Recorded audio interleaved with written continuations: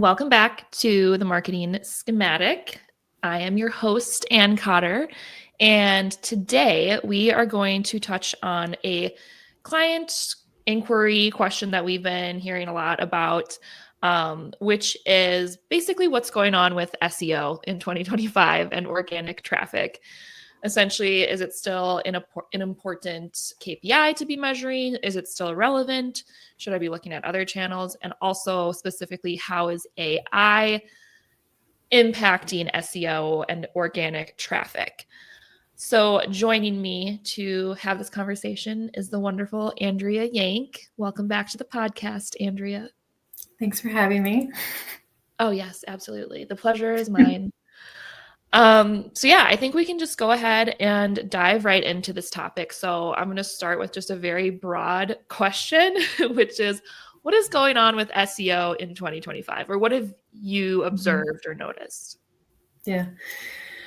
So I think there's a lot of things shifting right now, and there's still a lot of unknowns, especially with the Google AI overviews.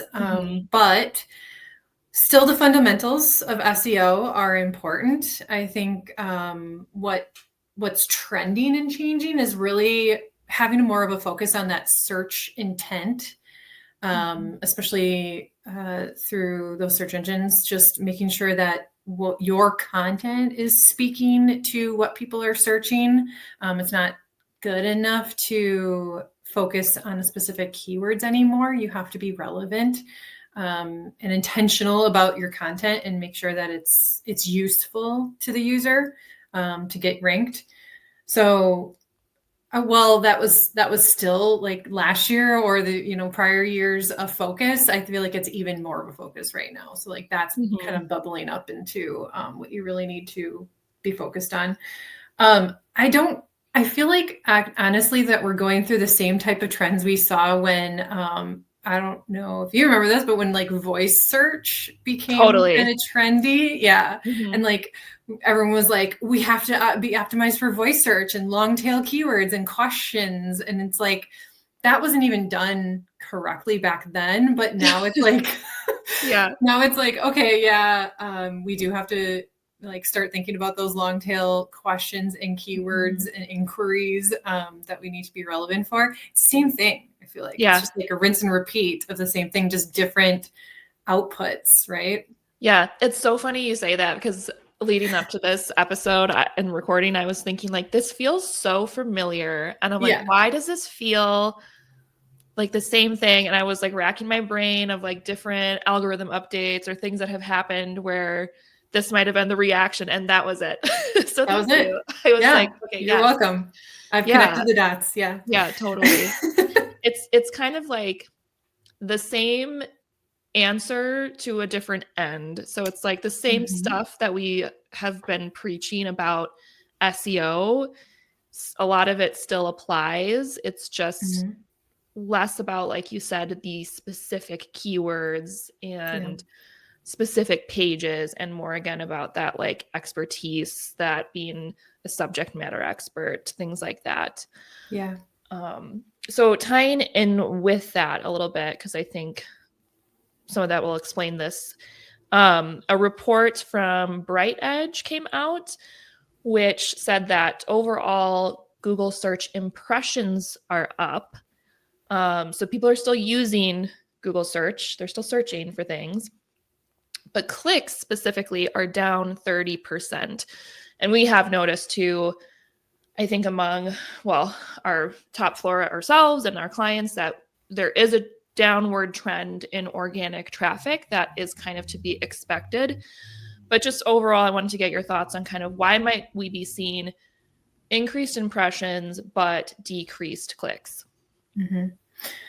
I also want to address too that I don't think that number is like clicks aren't down 30% across every industry. I think that was specific to very specific industries that they are monitoring. So like, I don't want to cause a panic with that, with that number. But it is telling of the searchers' trends, which are basically, I believe that impressions are up and searches are up because people are realizing that they can use Google search as they would a chatbot now because of those AI overviews. They're like, I can ask questions and get actual discussion answers, right? As opposed to how we were all taught to search, which is you have to have your keyword and you can use quotes and if you want to be exact and all that kind of stuff. They can actually be a little more conversational in their searches. So they are almost coming back from those chatbots to use Google in that way. So I think that's why the impressions are up. The clicks being down is really just because of those AI overviews. So they're getting their answers for those for some of those inquiries, and more informational inquiries specifically, from that first result, which is the AI overview. And I think that's like we obviously saw that coming. I think in a recent stat that I saw, and I wish I could tell you from where, but right now, 40% of all inquiries that Google search is seen as informational inquiries are being offered the AI overview. So it's not 100% of all inquiries are getting that AI overview. It's about 40% of the informational queries, much smaller percent of all other types of queries like commercial intent or whatever. Right. Yeah. I'm glad you made that. You distinguished that, I guess, because there's still going to be very highly transactional type of inquiries. Like, I don't really see a lot of this, my personal prediction, affecting things like e-commerce. And, if you're not yet. Yeah, not yet anyway. Right. Yeah, probably eventually. But right now it's, like you said, very similar to the voice search, where it's just like, hey, I have this question and I'm just trying to get like a brief overview or a brief summary, but I'm not trying to like dig through articles or pages of content for it. The very much like the longer tailed informational type of searches. And I think that I don't know if we have this in our discussion later, but that is also important to note because that traffic is really going to be that more informational queries that you might be losing out on those clicks from is, again, not necessarily the traffic that's ready to convert on your site, right? So keep that in mind as we continue talking about this too, because those more top of funnel type inquiries are the ones really being answered with these AI overviews. So yes. That's an important piece to keep in mind. Yeah, keep that in mind, especially when we'll talk in a little bit about like tracking and kind of what KPIs make sense to measure and whether traffic is really an essential KPI. So I think consider that piece when we get to that part of the discussion too. Yep. I think this kind of goes along with these AI overviews, and I know a little bit about this. You probably know a little bit more, but what is GEO, which is kind of like the, I guess, maybe new SEO? Or like maybe under, if SEO is an umbrella, GEO might be under it. I don't know. How would you describe GEO? Yeah, so GEO stands for Generative Engine Optimization. So close to search engine optimization, right? But it's really trying to optimize for that content that appears in AI responses. So it's specifically geared towards things that you can do to make sure that your content shows up as answers to those inquiries, either on the chatbots or the AI overviews in Google. Right. Yep. It applies to both places. And I think this is kind of ties back to what you were saying at the beginning of our conversation, which is just very similar principles apply here to what we've already been saying about SEO. So if I were someone who was like, how would I go about ranking in either AI overviews or a Gemini or ChatGPT, what would you suggest?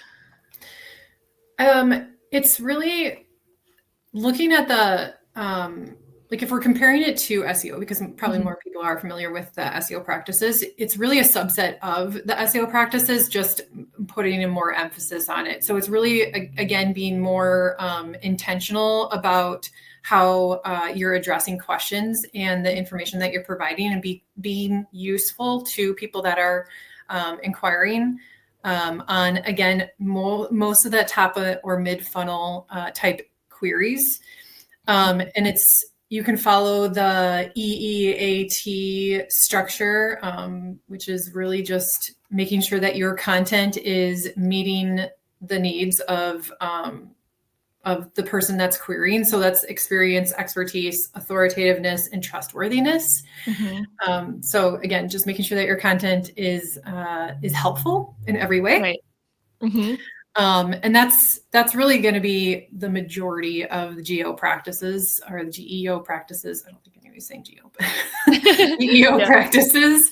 And then, of course, there's additional things like structured data and schema markup that I won't get into, but the majority of it is really looking at that top and mid funnel content and making it very relevant and helpful, so that you get picked up in those answers. Yeah, definitely. And I feel like it's so much easier said than done. Yeah. And that was true before AI has kind of taken over everything. It's, yes, keywords are important. But really, I think what's more important is you're really understanding your audience, what questions they have, all of like the kind of fundamentals of marketing, essentially, addressing pain points, working on your messaging.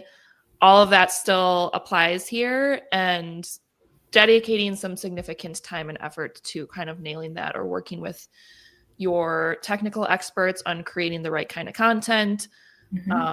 That's all very important. Yeah. And I would, just like I was comparing like the overviews to voice search, I'm going to compare something else here too, is I would look at this as the same strategy that we had to show up for those snippets, for those individual questions that Google started basically making what are those called? Forgetting the word. The knowledge, is it a knowledge panel? No. Well, they're snippets, but they're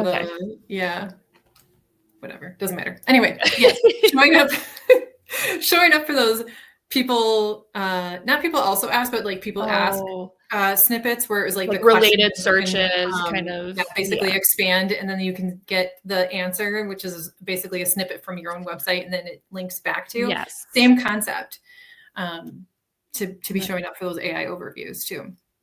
Yeah, that's a good point. And a lot of what I've noticed with the AI overviews is some of it seems generative, like it's pulling from multiple sources and kind of creating an answer, but it does still cite in some cases and quote like specific answers, pulled specific copy from your website or whose ever website gets kind of like quoted and pulled in and then cited. So another way to kind of think about this. Yep. Do you think, I know it's hard to predict, that this is just kind of like a trend that we're seeing as far as kind of what's happening with the SEO organic traffic, sort of on a decline, to be frank? Or is that, would you, I guess, agree with that? And then is that just a right now trend, or do you think this is kind of a long-term shift? I think it's a long-term shift. These tools are only going to get better and be better and being used in more areas. Like I said, they've narrowed it down to really the informational queries right now, but that doesn't mean that in the future they won't maybe expand into like e-commerce.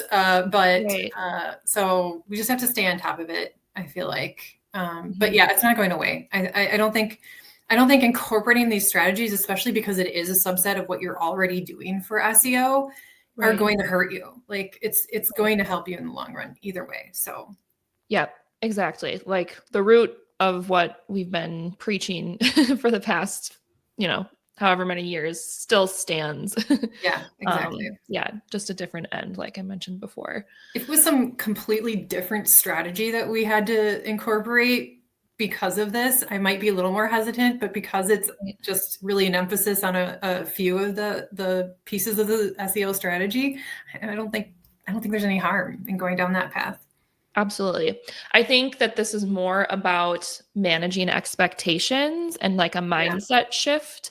Because I'm sure people hearing like, wait, like SEO, organic traffic, I can just expect that to just kind of like take a dive for the foreseeable future. Like, if that's a metric that I'm giving to my stakeholders as like my performance, what do I do? And that kind of leads me to the last thing that I want to touch on, which is just sort of tracking and reporting. So first and foremost, I think it's important to talk about, is traffic, or organic traffic specifically, the right metric to be assessing or evaluating your overall like marketing or digital marketing performance on? Yeah, and I think also like let's address the question of like, why do we always look at organic traffic as an SEO indicator? Like that's just been the go-to KPI for SEO, but really what's happening is you can't look at organic traffic as the only indicator of how well you're doing on search engine, especially when there's the AI overview is being incorporated. So I think it's just looking at your traffic holistically, because again, even those chat bots are going to be coming through as referral traffic. Right. So you can narrow down that way and look at that. But you also maybe just getting less traffic altogether, because like I said, those 0-click inquiries are increasing. And that's, when somebody searches something and gets basically their answer from the AI overview and doesn't have a need to come through to the website.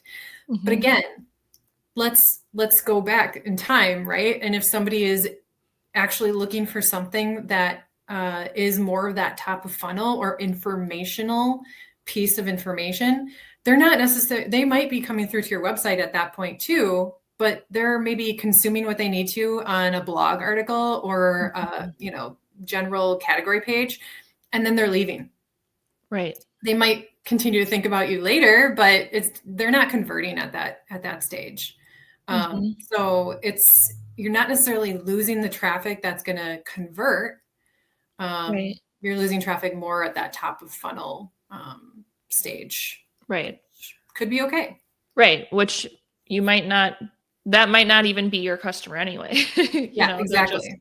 They're just information hunting, and who knows, what the context of that is. Yeah, that's a really good point. So instead of kind of focusing on traffic then, or at least traffic specifically from organic or search engines, like what are some stronger KPIs do you think to be looking at? I think it's really going to be engagement. So engagement rate on your site altogether, but specific pages probably segmented out. So if you know that your blogs are addressing those top of funnel type queries, then you're probably looking at those in a different light as you would more of the like product specific pages or service specific pages, or problem solution type, pages. So just look at everything kind of separately, but then yes, engagement should be looked at. Look at how they're interacting with your site. So their actual like paths and pages that they're touching on.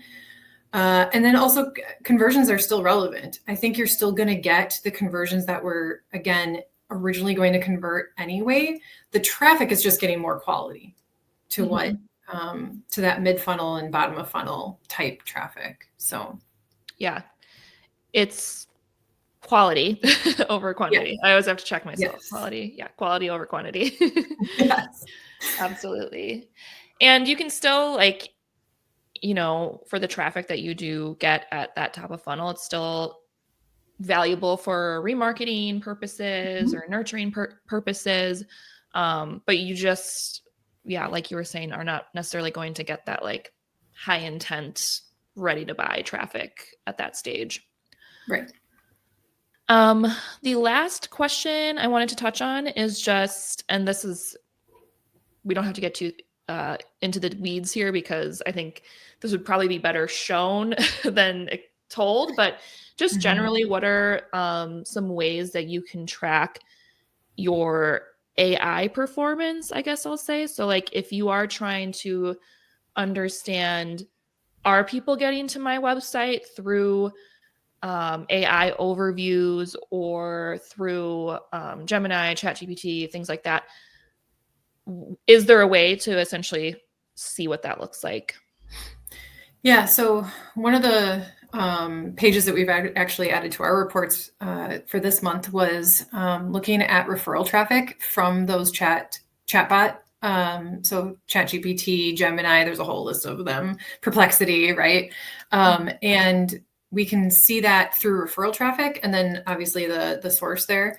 And then we'll look at obviously the number of people coming or users coming through those sites, but also I want to know what are the landing pages, because that's actually the content that is showing up in those chatbot responses that they're coming through on. So I want to keep track of the things that I'm trying to rank better on as well. So if we've done specific work on specific blogs or pages that I want to make sure show up for those AI responses, I should be looking at what are my landing pages and is it in that, top 5, top 10, whatever it is. And then also like what conversions are coming from there. So like I said, like those are still going to be probably top of funnel, but some could be a little more mid funnel, especially coming from the chat bots themselves. A lot of people are starting to use those for actual research.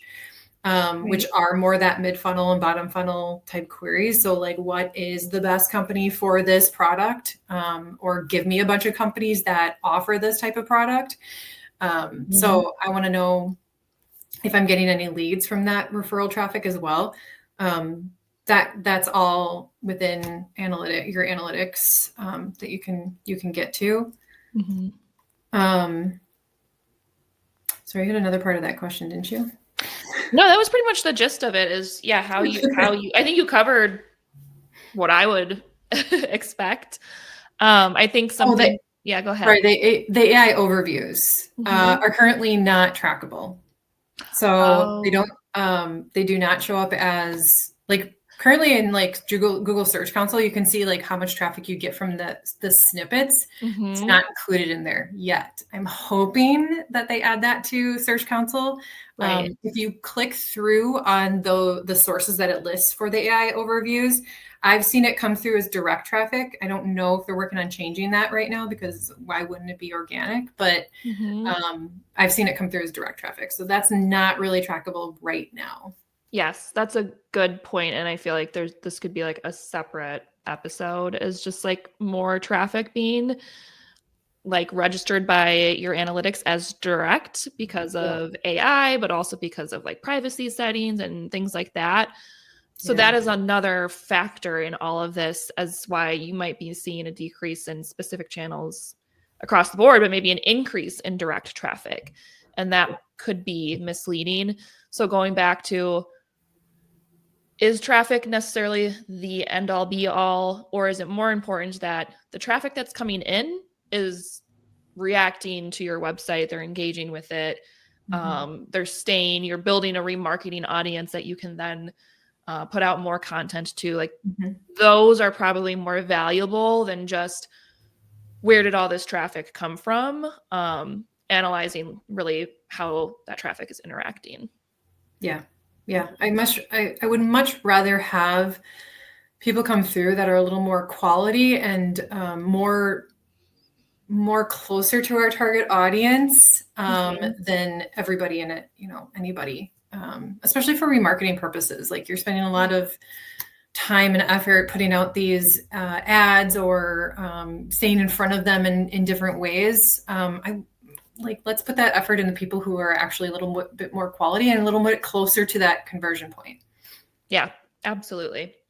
One last thing I'll say too about the tracking, if you are going to track traffic from AI, ChatGPT, chatbots, things like that, don't expect it to supplement or be a replacement for SEO, I think is another thing to mention here is it's still new and you'll still have to kind of work your way towards ranking, and you might only rank for a few pages for certain queries in these chatbots. So don't expect it to be like, I'll just put all my eggs into this basket and expect the same results that I had a few years ago with SEO. I don't think that's the case either. Yeah. Again, people are getting their questions answered within the other platforms. They're not having to come to your site to get that question answered. So yeah, you're not getting supplemental traffic from referral now that, organic is dropping. That's not how that works. Yeah, absolutely. Cool. Well, that is, I think, our stance in a quick nutshell about what's going on. And hopefully that if you were concerned or were like, I don't know, like I said before, if SEO or organic traffic was the end all be all for you, I hope that this doesn't scare you. And it's, like I said, kind of more of a mindset shift than anything else. And it's not the end of the world by any means. The same marketing principles still stand. Nothing new really there. But yeah, any other final thoughts that you'd add to that? Just that I think we're all learning on this too, and things are going to be changing. Everything is experimental at this point, especially with Google. They're going to be trying different things, especially if they see it being affecting their other channels, like their paid channels, right? They're going to make changes. So just make sure you're keeping an open mind and keeping on top of things. And obviously that's our job. We will keep on top of things and inform as we go. Awesome. Cool. Well, thank you, Andrea. And if you are listening, I will put in the show notes just the link to our LinkedIn pages and our email. So if you listen and have specific questions that you want to follow up with, please feel free to do so. I'll also link to a blog that Andrea recently wrote that is kind of similar topic. Just a few more detailed examples of how to apply sort of SEO principles to AI and all of that stuff. So yeah, I think that is everything. Thanks again, Andrea, and I'll talk to you very soon. Thanks.